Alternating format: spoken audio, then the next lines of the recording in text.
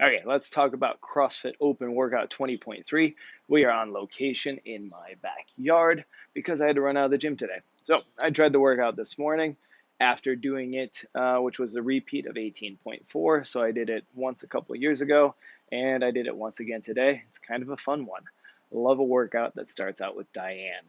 So the workout starts out with Diane. It is 21, 15, 9. Deadlifts at 225 for men.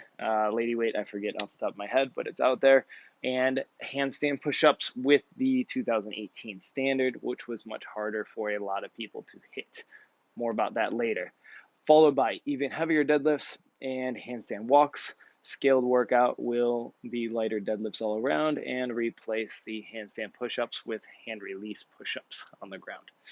So first thing to talk about is these heavy deadlifts. And again, this kind of video is intended for our CrossFit Law athletes or athletes around the same level, folks that might compete in a local competition, but you're not going to the games, you're not going to be winning your country or region or anything like that. So the idea here, these deadlifts are going to be heavy. Probably anyone that's watching this video or that's directed to has no chance of finishing this workout RX, and that's okay. Be aware of it. That's what you're going to be looking at going into it. The big thing is you want to have a safe, stable spine. So even in the beginning sets, of course, keep that stable back, stable midline. You don't want to be rounding. And especially when you get to those heavy sets later on, they're going to be way heavier than you think they should be. They're going to be heavier than you felt before because you just got out of an intense first half of the workout, which was Diane. So keep that in mind. Be aware. Lift a couple reps beforehand. See what it's going to feel like. Know it's going to feel a lot heavier later. Of course, wear a belt if you want to, but make sure you're using the belt to brace against, not to round into. Right? Keep a safe back. You never want to mess up your back.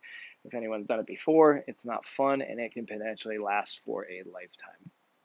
So should you go RX or scaled on this workout? Kind of depends. This one is a little bit of a choose your own destiny. You might have pretty good deadlifts. You might have a big deadlift number, but not handstand push-ups. You might be really good at handstand push-ups, but not have that heavy deadlift. It's kind of really up to the individual here. Sure, if you can do deadlifts and handstand push-ups, go for the heavier weight RX. For this one, though, I'd be looking at getting a good workout. A lot of people are going to be better served just scaling this, especially if you're newer to CrossFit.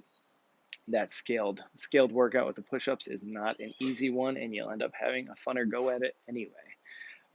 Another big thing here is you don't want to get no reps, as is usual for any workout, but this one is a lot easier to get no reps. Where is that going to be? Not on the deadlift. That'll be easy enough. You just have to stand it up. It will be in the handstand push-ups and or hand release push-ups, handstand walks kind of, and very much in the bear crawls. So one at a time, let's talk about handstand push-ups. This is that hard standard from a couple years ago. Personally, I didn't think we'd see it again, but I can understand with the repeat workout keeping the same standard from a couple years ago so that all the scores and numbers are comparable. That said, it's kind of arbitrary in my mind. It isn't really a good way to delineate how far you should be going up that wall. What it is really dependent on is the length of your forearm, which is going to change from person to person, and it's going to be easy for you if you have short forearms relative to your upper arm, but if you have a longer upper arm relative to your forearm, it's going to be, well, I said the same thing again. If you have a shorter upper arm relative to your forearm, which I kind of have, it's going to be a lot harder to hit that standard. So I remembered from a couple years ago, I got a few no reps on the handstand push-ups, which was a little shocking to me because I almost never get no reps on handstand push-ups. So this time I was aware of it. I practiced it a little bit more to begin with. To start, if this was the wall, I'm setting up much closer to the wall, almost where the back of my head is going to touch when I'm coming down and in. Yeah, this makes it a lot harder to do handstand push-ups. It makes it so that you're a lot more apt to fall off the wall where the feet fall down. So you got to have pretty good handstand push-ups to move into this harder position, but you're going to get more consistently good reps. The other thing with that is making sure you got pretty narrow hand placement on the ground. I was probably right about there. A lot of people, especially competitors with handstand push-ups, like to go out here, way out to the end of that. What's usually a 36-inch box, I think. But you don't get to do that here unless you do. if you do have the nice proportions to make this workout easier for you, by all means, I'd go ahead and use every advantage that I can get. What we always say at Law is try to work towards your maximum human potential, not towards any movement standard, because movement standards are arbitrary and you don't know what you're going to be thrown at in a competition or workout.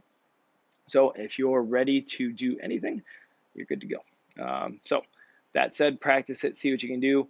You're going to probably have to point your heels to the ceiling, right? So the toes are going to come down, the heels are going to point up, dorsiflexing that foot to get the heel up. What I did with my judge beforehand too was made sure I asked them to tell me when my rep is good. So count my reps at the top when they're good, and then I know I can come back down. And if you don't hear that good, then you're going to wait and try to get those heels up a little bit higher. Hand release push-ups. There's two main things to think about here. One is you have to be stiff straight from shoulder to foot, right? So if your knees are bent, you are technically no repping. You should be straight through, right? A lot of people kind of peel themselves off the ground. The knees stay down as the chest comes up, and then the knees come up, right? That's technically a no rep. You should be stiff and straight throughout. Hands obviously have to leave the ground. That is very clearly defined in the movement standards, but very hard for many athletes to hit. So keep that in mind. The other one that's going to get people a lot is if you get to the bear crawls, hands and feet must start before the line, and hands and feet must cross the line. So it doesn't complete a good rep when your hands go over the line. It's a good rep when your hands and feet go over the line. So keep that in mind. You got to go all the way over, turn around, and come all the way back with the hips above the head. And then, like I said, deadlifts, they should be pretty easy. Stand it up tall. Now, in terms of pacing, took us 7 minutes to get here, I think. Pacing is going to be very dependent on what you're capable of. If you have a good Diane time in the books and you're going at this RX, you're going to pace it a little bit slower than that because you do not want to be smashed going into those heavy deadlifts. You want to pace a little bit slower and come off, have a little bit of rest before you go pick up that heavy barbell. Said it already, it's going to be heavy. Be ready for that. Brace accordingly. The Diane half, you're going to have a really good idea probably of how you're going to break it up. It's going to be some sort of variation of that 11-10, 7-7-7, something along those lines, but break it up however you need to.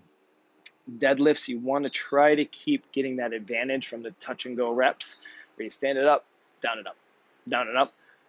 There's a lot of advantage from that, but if they start to get heavy, you're going to have to go to singles, and that's fine. Just do what you can do with those.